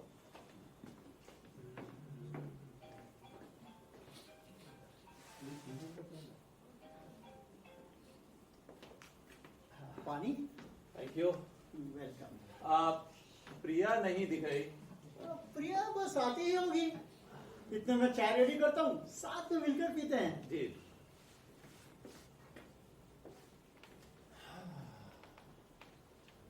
और चंद मिनटों बाद ही प्रिया आ गई। सारा दिन काम करने के बाद भी वो तरोताजा लग रही थी। उसने बेपरवाही से कुर्सी खींची, पर्स एक और फेंका और बैठ गई। हाय, आप? हेलो, मैं भूपेश। उस दिन आया था रिपोर्ट देने। ओह हाँ, याद आया। जी जी। तो आप रिपोर्टर हैं? Freelance reporter. वैसे मैं एक लेखक हूँ। और आप? मैं मनोहर की पत्नी। नहीं, मेरा मतलब है कि आप करती क्या हैं? जॉब। Oh very funny. आप बहुत मजाकिया है। ये कौन है? ये तानिया, मेरी बिटिया। और मेरी भी। हाँ, बच्ची बहुत क्यूट है। थैंक्स। भूपेश जी एक बात पूछूं? जी जी जी। आपकी शादी हो गई? हाँ जी, हस्बैंड तो बन चुका हूँ, फादर अब तक नहीं बना। अच्छा, वो भी बनी जाएंगे। जी प्रिया जी, मैं आपके बारे में एक बात कहना चाहता हूँ। आप माँ बिल्कुल नहीं लगती। बहुत अच्छा मेंटेन कर रखा है आपने। इसमें मेरा योगदान है। एक्चुअली मैं प्रिया को घर के काम काज कम करने देता हूँ। बाय द वे, चाय कैसी बनी है? जी, चाय बहुत अच्छी बनी है। Thank you. इसमें मेरा कंट्रीब्यूशन है। अच्छा। मैंने ही मनोहर को अच्छी चाय बनाना सिखाया है। हाँ। तो वैसे एक बात बताऊं भूपेश जी, मैं दूसरे पतियों से जरा हटकर हूँ। मैं प्रिया का दोस्त भी हूँ और हम सफर भी। आप दोनों को देखकर लगता है कि आपकी लव मैरिज हुई है। Yes, जी। हाँ। you are right. तो कहाँ मिले थे आप दोनों? कोलकाता में। एक्चुअली हम दोनों अलग अलग अखबारों में काम किया करते थे, लेकिन फिर भी महज मुलाकात कर ही लेते। एक बात बताऊं? जी। प्रिया सिख परिवार से है। ओ, तभी ये इतनी सुंदर है। मेरा मतलब है कि माफ कीजिएगा, पंजाब में होती भला के सुंदर है। Thanks. एक्सक्यूज मी, मैं यूपी से जरूर हूँ, इसका मतलब ये नहीं कि मैं स्मार्ट नहीं हूँ। नहीं नहीं, मेरा ये मतलब नहीं था। आप भी हैंडसम हैं। जी। Thank you. वैसे आप दोनों की शादी कैसे हुई? एक्चुअली जब हम दोनों ने लव मैरिज करने के लिए सोचा, जी। तो हम दोनों के परिवारों में जमकर विरोध हुआ, मगर हमने एक नहीं सुनी और शादी कर ली, और इस तरह यूपी और पंजाब का मिलन हो गया। भाई वाह, ये मिलन ऐसे ही बना रहे, ये मेरी कामना है। थैंक्स। मनोहर का सलीका और उसकी तहजीब मुझे बहुत अच्छी लगी। आम भारतीय परिवारों में कामकाजी महिलाओं के साथ अच्छा व्यवहार नहीं होता, उनसे एक पारंपरिक पत्नी की अपेक्षाएं की जाती है। मनोहर का व्यवहार बाकी पतियों से अलग था और अच्छा भी। और प्रिया का जन्म कलकत्ता में हुआ था, लेकिन उसमें पंजाबीपन ठेठ पंजाबियों जैसा ही था। मसलन मनोहर को अरहर की दाल पसंद थी तो प्रिया को राजमा। मनोहर पूड़ी मांगता तो प्रिया उसे पराठा बनाकर परोस देती। खाने पीने की आदतों से थोड़ी बहुत दिक्कत तो जरूर हुई, लेकिन प्यार मोहब्बत में सब निज जाता था। मनोहर को अगर कोई बात खलती थी तो वो थी प्रिया के परिवार की दखलंदाजी। तो पारिवारिक संबंधों के होते हुए प्रिया के माता पिता का हमेशा खलल रहता था, हमेशा दखलंदाजी रहती थी। और इसी बीच मनोहर को दिल्ली दैनिक में काम मिल गया, तो उसने हाँ करने में देरी नहीं लगाई। प्रिया से पूछे बगैर उसने अपनी राय दे दी।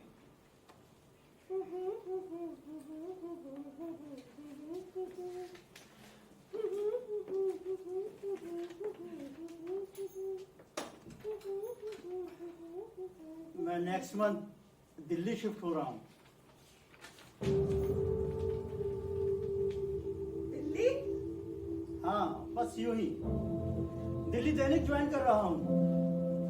यहाँ हिंदी पत्रकारिता का कोई भविष्य तो है नहीं।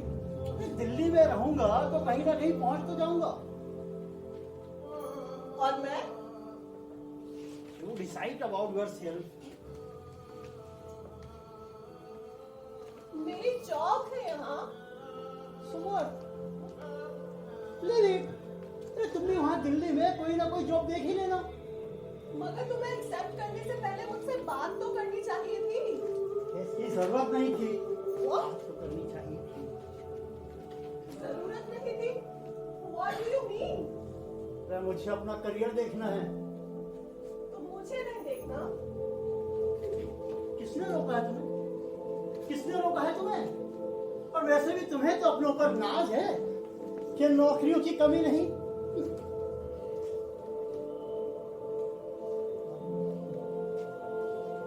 Do you really mean it? Yes, I mean it.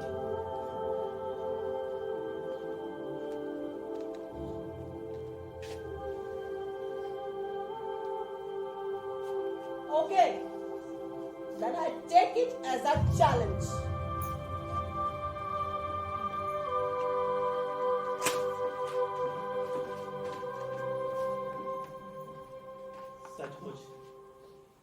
ने इसे एक चैलेंज की तरह ही लिया और मनोहर के ज्वाइन करने से पहले एक पब्लिक लिमिटेड कंपनी में हाउस जर्नल की उप संपादक के पद पर उसकी नियुक्ति हो गई।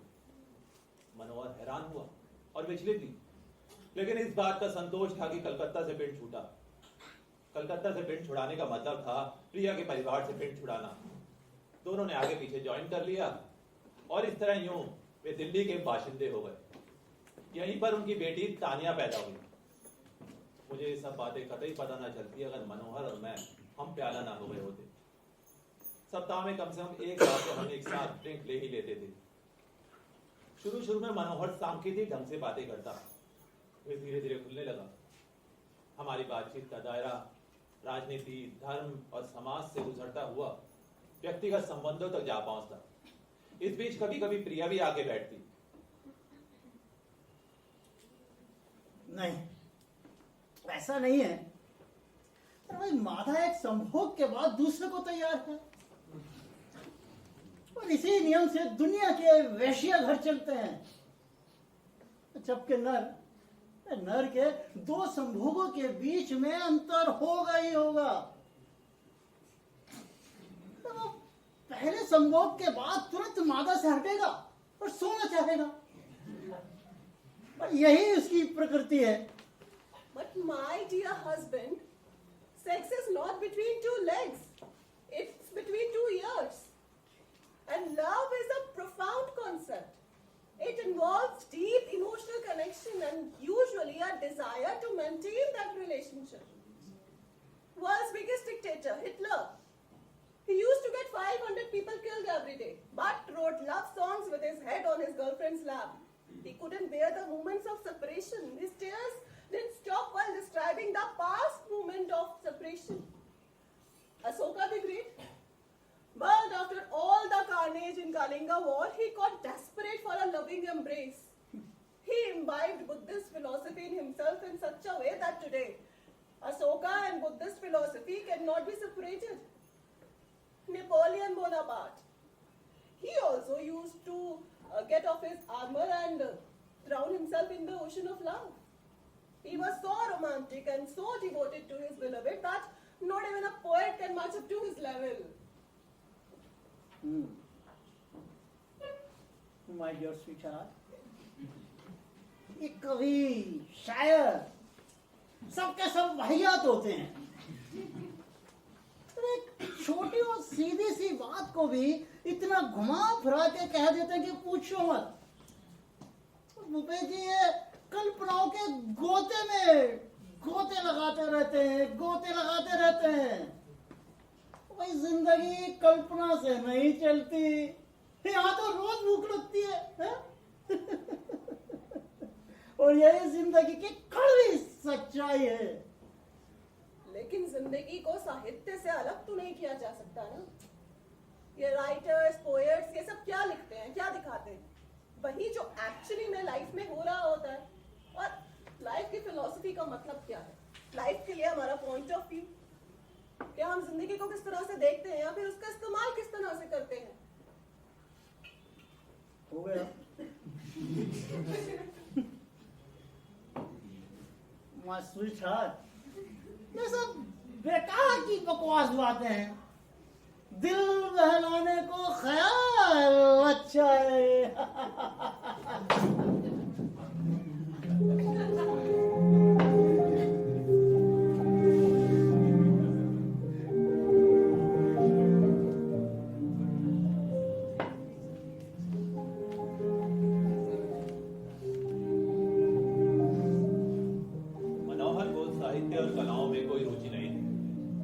राजनीतिक खबरें उसके पास भरपूर मात्रा में होती थी, लेकिन राजनीतिक चिंतन और दर्शन की बात आते ही वो अक्सर खामोश हो जाता। जिन बातों पर वो चुप्पी साध लेता था, उन्हीं बातों पर प्रिया अपनी राय खुलकर देती। इन बहसों में मैंने पाया कि चिंतन और सोच के स्तर पर प्रिया मनोहर से बहुत आगे है। जब मनोहर राजनीतिक दर्शन की बात करते हुए अपने तर्क नहीं जुटा पाता था, तो वो बहस को व्यक्तिगत लेवल पे ले जाने की कोशिश करता। प्रिया बिफरती, खामोश होती और फिर उठकर चली जाती। उसका उठकर जाना मुझे बहुत खलता। उसकी उपस्थिति मुझे बहुत अच्छी लगती थी। मैंने अपने अंदर टटोला तो मैंने पाया कि मैं प्रिया के प्रति आकर्षित हूं, या फिर शायद आसक्त। वो मेरे प्रति आकर्षित या आसक्त थी ये तो मैं नहीं कह सकता, लेकिन उसे मेरे मनोभाव की आहट भी ना मिली हो मुझे यकीन नहीं होता। संबंधों को लेकर मनोहर और मेरी सोच अलग अलग थी। मनोहर संकेतों से, कहानियों से अपनी बात कहकर मेरी राय जानने की कोशिश करता, ये जानते हुए कि इन संकेतों और कहानियों के पीछे उसकी अपनी पीड़ा, उसके अपने दर्द है। मैं उसे एहसास ही नहीं दिलाना चाहता था कि मैं सब जानता हूं। और मेरी ये राय भी थी कि दोस्त चाहे कितना भी करीबी क्यों ना हो, जब तक वो खुलकर बात ना करे उससे अपनी राय नहीं देनी चाहिए। और एक दिन मनोहर थोड़ा खुला। भूपेश जी, प्रिया को फिर प्रमोशन मिल गई। ओह, वेरी नाइस। थैंक्स।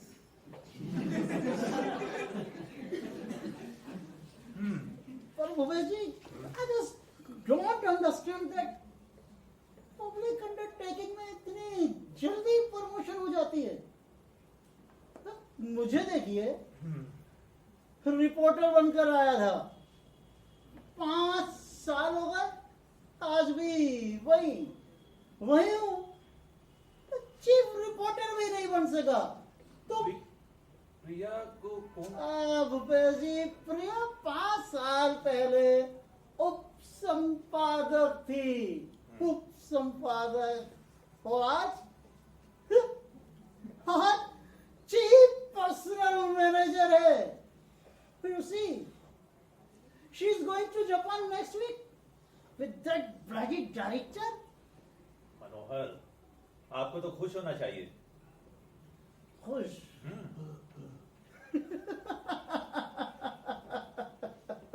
खुश? बुबा जी, मैं बहुत खुश हूँ। बिना मुझसे बात किए बगैर, बिना मुझे बताए जा रही है Japan. Now you are talking like a male chauvinist. मैं Yeah. जी? हाँ। Oh please, ये सब तो मत कहिए। जब आपने यहाँ ज्वाइन किया था, आपने बताया था प्रिया को, बात की थी? बात तो नहीं की थी, लेकिन बुबा जी वो बात कुछ और ही थी। एक्चुअली मैं प्रिया के परिवार वालों से परेशान हो चुका था। वहां ना मुझे मेरी पसंद का खाना मिलता था और ना ही प्रिया। जब भी घर पहुंचो तो कोई ना कोई मौजूद रहता, कभी उसकी माँ, कभी उसका बाप, तो कभी उसका भाई। और अब वो बात नहीं है वो बात। हाँ, वो भी दिल्ली में रहते हैं, लेकिन कभी कभी आते हैं। बुबा जी, बात ये है कि प्रिया का पिता मुझे अभी तक स्वीकार नहीं कर सका।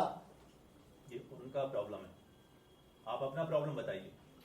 भूपेश जी, वो जा रही है जापान और मैं यहाँ अकेला। ओह, और आपकी बेटी तानिया?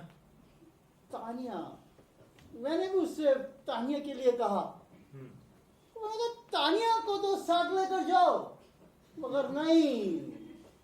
भूपेश जी, वो जानती है कि अगर तानिया साथ रही तो उसकी आजादी में खलल पड़ेगा। मनोहर, it's a part of the job, you know. I know, I understand, it's part of।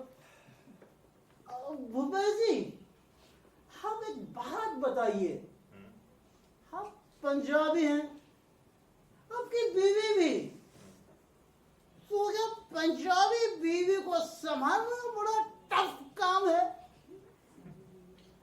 Just natural. Tough तो कुछ भी हो सकता है।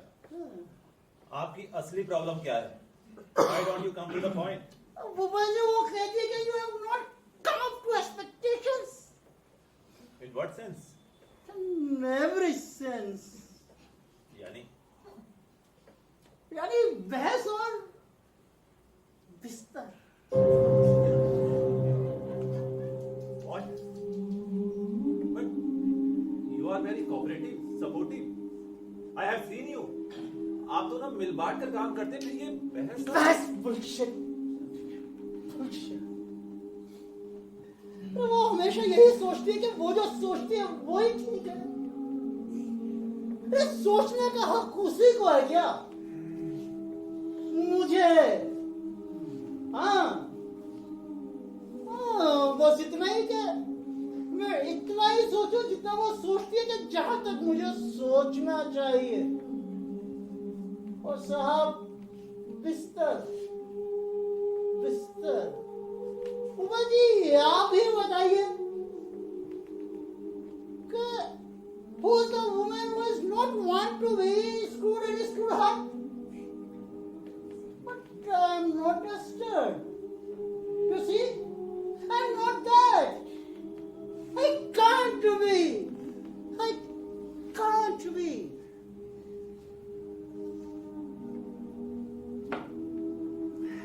मनोहर, आपका वहम भी हो सकता है। No. Never, Bhupal ji. Never. Never.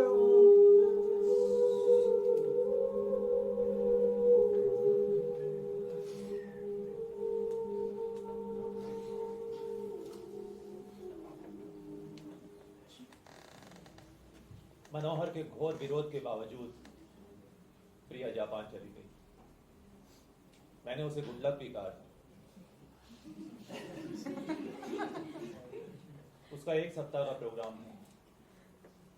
इन 7 दिनों में रोज शाम को या तो मनोहर मेरे पास चला आता या मुझे अपने पास बुला लेता, और सब बातों के बीच में वो एक ही बात पूछते हुए दोहराता, भोपाल जी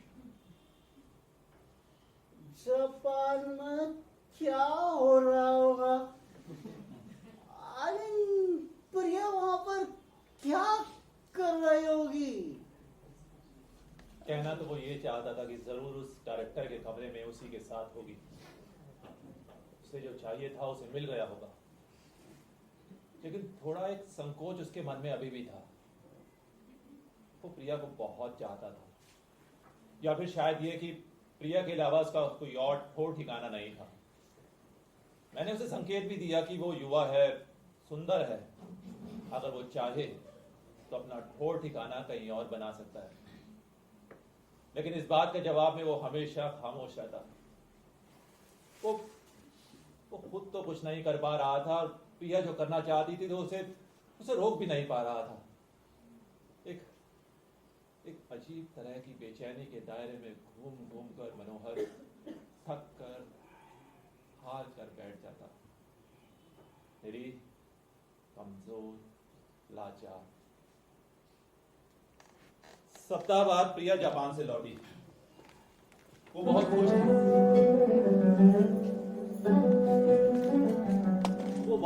थी।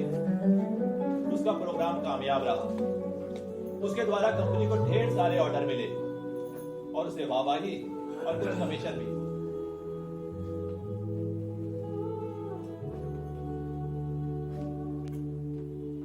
मुझे ये सब देखकर हैरानी नहीं हुई, लेकिन जब उसने अपने बैग में से स्कॉच निकालकर मेरी ओर बढ़ाते हुए कहा, For you. तो मुझे थोड़ी हैरानी जरूर हुई। ये प्रिया का मेरे प्रति आदर भाव था या आकर्षण, मैं निश्चित नहीं कर पाया, लेकिन मुझे खुशी जरूर हुई। मनोहर के चेहरे पे शून्य तैर रहा था। जो प्रिया महत्वपूर्ण होती जा रही थी, तो मनोहर अपने आप को पिटा हुआ महसूस करने लगा, और दोनों के बीच संबंधों में और तनाव आने लगा। एक बार मनोहर मेरे पास आया। उसने सारी स्थिति मेरे सामने रखते हुए कहा, भूपेश जी, क्या ऐसा नहीं हो सकता कि प्रिया अपना जीवन जैसे भी जीना चाहती है जीती रहे, और मुझे अपना हिस्सा मिलता रहे।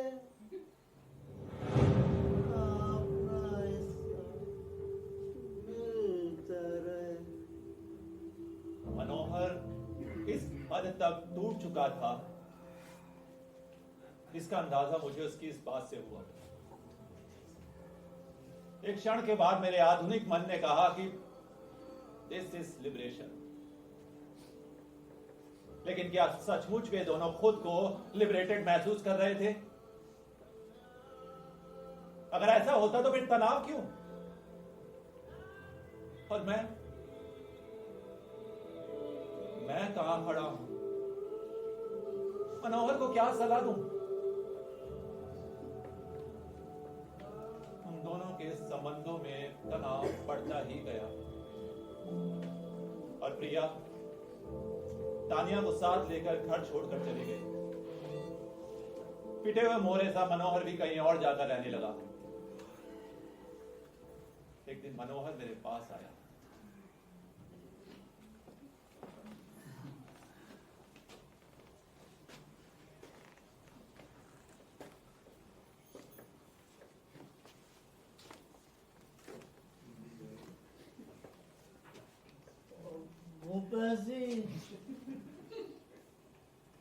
प्रिया ने मुझे तलाक दे दिया।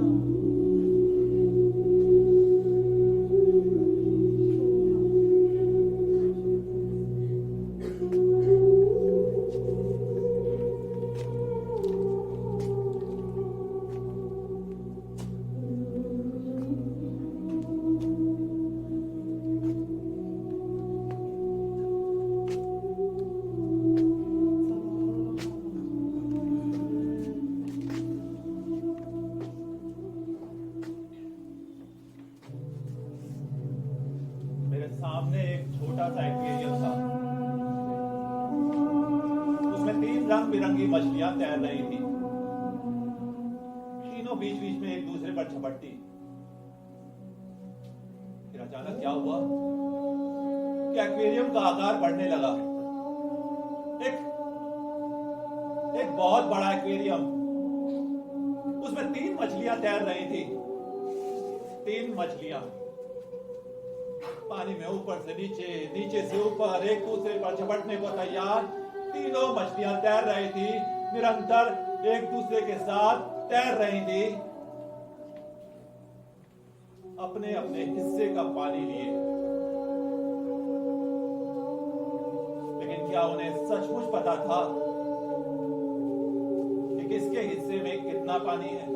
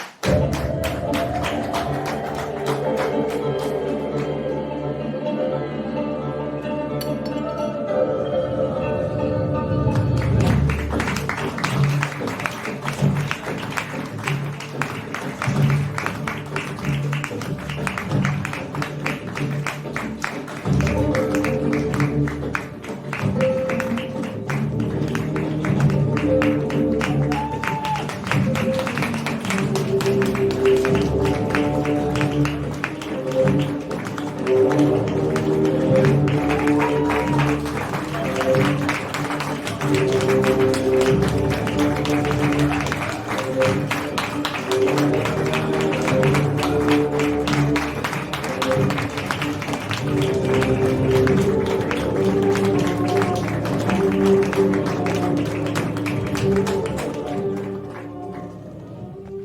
ये थी हमारी प्रस्तुति, 3 गुमशुदा लोग। उम्मीद करता हूँ आप लोगों को पसंद आया होगा। और अब मैं इस नाटक के निर्देशक को आमंत्रित कर रहा हूँ।